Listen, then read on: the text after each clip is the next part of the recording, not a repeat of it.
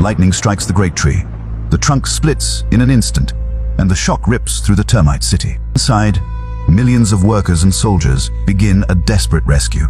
Their first command is always to protect the queen. They brush the dust from her body without pause. She breathes through her sides, and if they clog, she has only minutes. Without her, the entire kingdom is doomed. Every life here depends on keeping her alive. At the same time, the heat from the strike spreads through the nest. It scrambles the scent trails the colony lives by. For the first time, the workers lose their way. The invisible network is breaking, and order begins to crumble. Even so, the workers never stop. The cleaning done, they rush into repairs, carrying mud back to the broken walls. They mend the shattered walls piece by piece, but the rising heat keeps cracking them, forcing them to start over. Just as the repairs near completion, a far greater disaster falls from the sky. Comes rainwater floods through the cracks, straight to the deepest chambers. The workers throw their bodies into the breach, but against nature's force, their stand is too small. The flood scours the tunnels, and the city breaks apart. The solid walls dissolve into mud. Where the water passes, the fallen lie everywhere, and the relentless flow pushes on. Whole chambers that fed the colony are gone. The scent paths wash away, and countless workers lose the queen. At last the mud reaches the deepest chamber. This is the queen's core, where she holds the kingdom's order. If she is lost, this vast empire collapses with her. Yet she cannot flee. Her great body is trapped in the depths. However hard the workers push, they cannot move her. Just as the mud is about to swallow her, the rain eases. In that moment, the danger seems to stop. The queen survives, as if by a miracle, but the cost is heavy. The mud has nearly destroyed the whole mound, and many are lost in the disaster. When the flood draws back, the survivors keep mending. The queen returns to her work, laying 30,000 eggs a day. New life takes shape in the ruins. Days later, fresh workers join the rebuilding and strengthen the mound again. They prepare for the next disaster before it comes. But more than the home must be rebuilt. The food must return too. Guided by scent, the farming termites gather again to grow their crop. For a termite never lives alone. They are one great superorganism.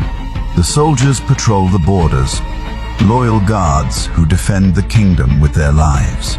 Workers are the blind engine of it all. They tend the nest, the young, the food, the gardens. Nothing runs without them. Yet the story is far from over. Deep in the nest lies a hidden, guarded zone, watched day and night by soldiers. At its center rests the colony's greatest treasure, the winged ones. These winged termites carry the future of their kind. When they mature, they leave the nest and rise toward the sky. They seek a partner and found new kingdoms in some quiet corner. And just then, the season of wild winds returns. The scent the termites release drifts far on the wind. Danger draws near. Far off, a fearsome legion catches the trace. The army ants, one of the termites' most dreaded foes. Fierce and disciplined, they sense prey from across the plain. The legion is on the move, carrying its young. The whole column is a machine that never rests, creeping over the plain. Anything that dares block their path pays a terrible price. In a blink, a millipede that wanders in is pulled apart. Even a small snake that strays near becomes their prey. The terror is not one ant, but tens of millions acting as one goal, one command.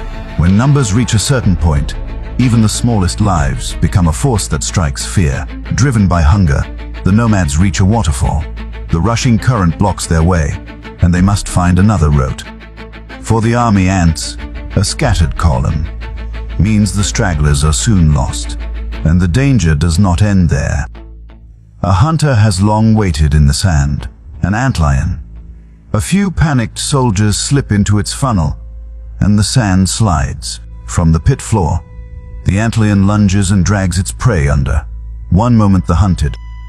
This is the cruelest law of the plain. Past one danger, another appears, as a scouting ant strays from the route. It wanders into a rival ant nation's land. A sentry feels the intruder and sends the alarm racing through the colony. They will let no invader set foot in their territory. Soon both sides clash, jaws striking against jaws. The air fills with a heavy scent. To keep the march going, the Legion's vanguard covers the main force as it pulls back.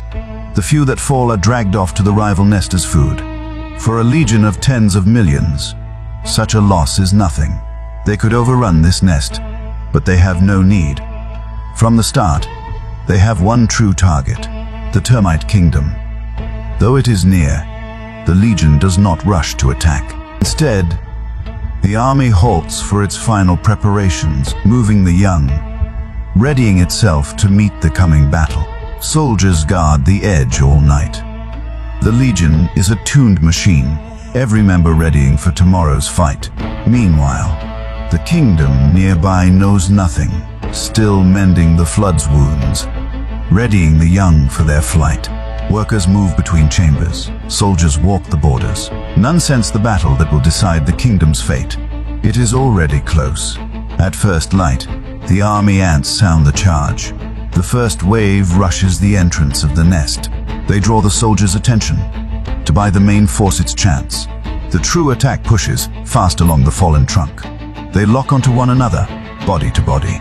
On steep walls they form living bridges, then race across paths made of flesh. They reach the target. High on a branch, the army queen sits guarded. The true commander never steps onto the field. Tens of thousands pour in like a dark flood. The battle erupts.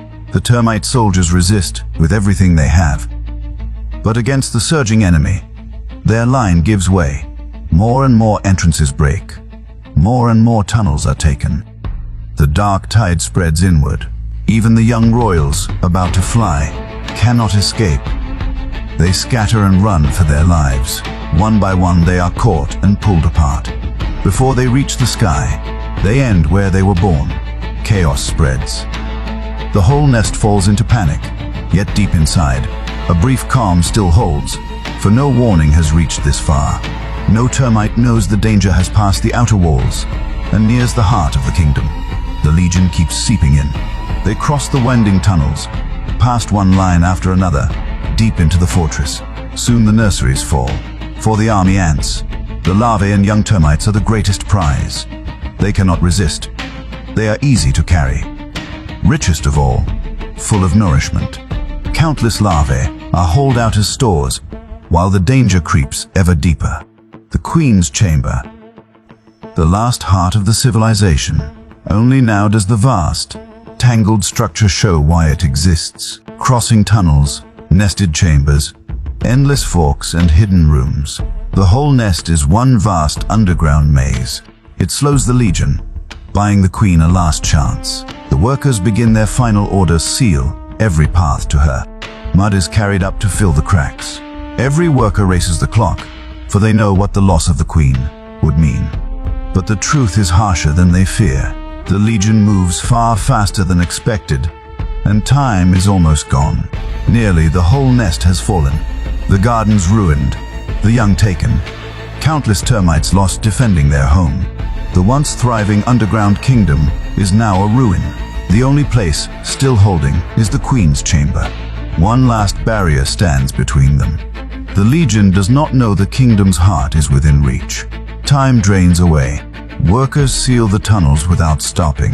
They haul mud and fill every gap, racing to finish the last wall in time. Little time remains.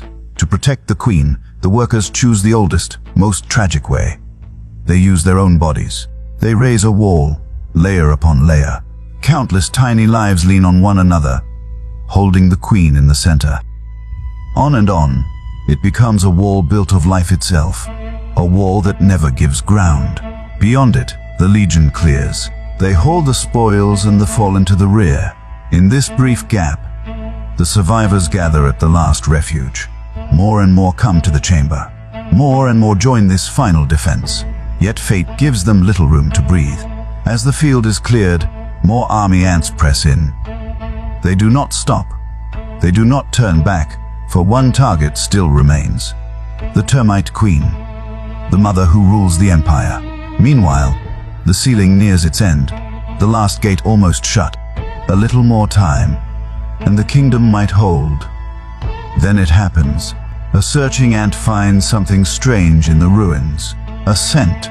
Behind the mud wall, the queen's trace lingers. In an instant, the signal spreads, like a stone in water. Ring by ring it spreads.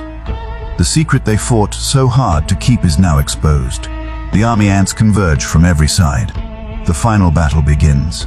The dark tide drives along the tunnels, and the termites' last hiding place falls. Now, the hardest scene unfolds. Soldiers hold the front, workers shield the queen, each one fighting with all it has. They guard not just the queen, but the hope of the whole empire.